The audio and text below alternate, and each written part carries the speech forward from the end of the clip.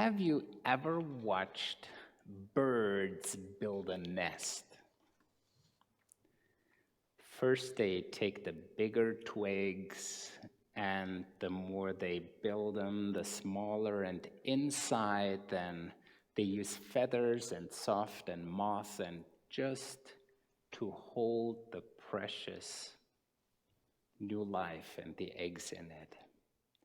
And sometimes I think our preparation for Christmas are just like that. We prepare a nest. We prepare ourselves. We make room in our hearts to hold and to welcome the holy in our midst. And to make that and to open up room and to open ourselves up, that is the focus to which all of our preparation are meant to point us to. So, whether it's the music, the delight, whether it's the baking of the cookies, whether it's the lights or wrapping gifts or whatever your favorite traditions are during this season, they are to be the vessel, the nest, the hole into which Jesus is being born and in which Jesus is being revealed. The interesting thing is, and when I grew up and I saw some of the swallows that build nests really high on the walls under the roof, what fascinated me always is how they take mud and just make a nest from mud, build it, construct it. Same thing happens with, yes, I see some of you nodding. So isn't that interesting how we can use the muck, the mud, the darkness, the messiness, and out of that construct and form and shape and make room for whatever is to become and whatever is to be revealed. And that, I think, is at the heart of the story of the people who walked in darkness, the people who walked in darkness that Isaiah, the prophet, points us to. And to me, what matters is they don't just sit in the darkness. They walk in the darkness. And sometimes it feels like for us and for me like throwing your hands up, giving up, and only sitting, not doing anything about it. Well, the birds, when they build nests, the swallows, when they use the muck and the mud to fix their nests to the walls and to the roofs. And the people, they walk, they do something. And even when it doesn't feel like it, sometimes in our lives, just to do the next step, just doing one more step. And it doesn't need to be the big, bright things that we do and that we accomplish. But the next small step makes a difference. Now, for Mary and Elizabeth, as we have just heard, these small steps were bigger revelations and bigger experiences.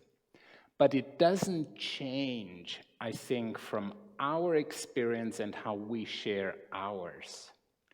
So Mary hearing that she will carry Jesus in her own body, she has this precious gift, carrying and holding.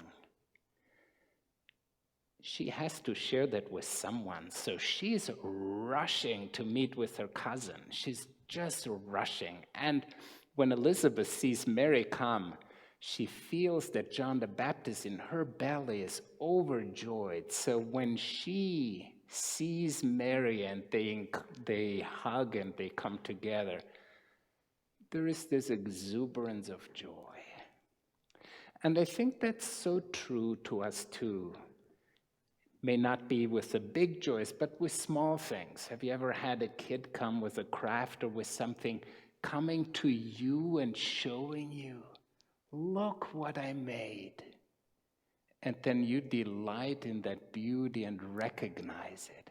That's just Mary coming to Elizabeth, and joy wants to be shared. Joy wants to reflect and shine and make ripples beyond our lives.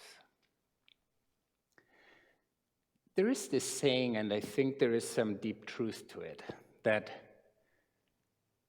Sadness shared is sadness divided or halved. So when you share sadness, it's becoming less. When you share joy, it's joy doubled. It multiplies. And I think that we are here with one another wherever we are, with colleagues at work, just listening and sharing whatever there is coming, whether it's heartache and heartbreak and sadness and feeling overwhelmed. Some of that becomes smaller when we listen and hold it. And some of the joy when we share, our hearts start leaping and we tune in into that joy, into that beautiful thing. And then what happens with Mary is this beautiful song. And it's almost like a program for what God does in our lives and in our community. What God does, what Mary just blasts out in our traditional Magnificat. Magnificat anima mea Dominum. So it's kind of my soul magnifies the Lord. And what happens in that song is the world is turned upside down.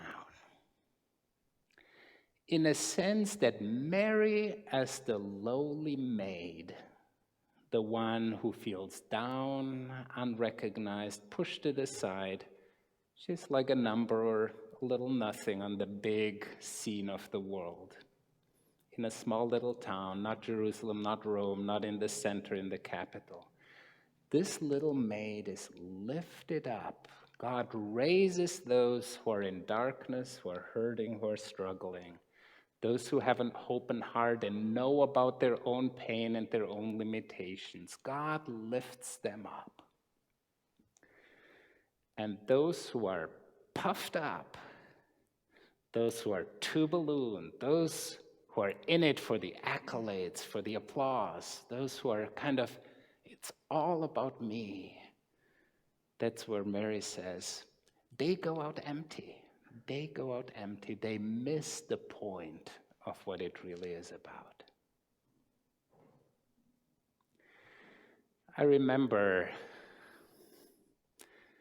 the good old bishop in my earlier years back in Transylvania. He had been in a prisoner of war camp right after World War II, in the deep, dark cold of Russia and Siberia. They were working in the coal mines. I cannot imagine how dark and how painful that must have been.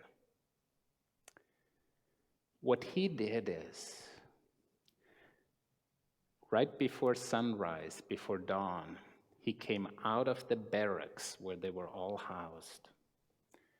And he looked, and he was looking for the morning star. He was looking for the morning star. And that reminded him that the sun will be dawning, the sun will rise. Right now, it may feel like darkness. Right now, it may feel like our life is falling apart, like there's nothing we can do, but turning and looking for that morning star, looking for the light, longing for light, we walk in darkness sometimes.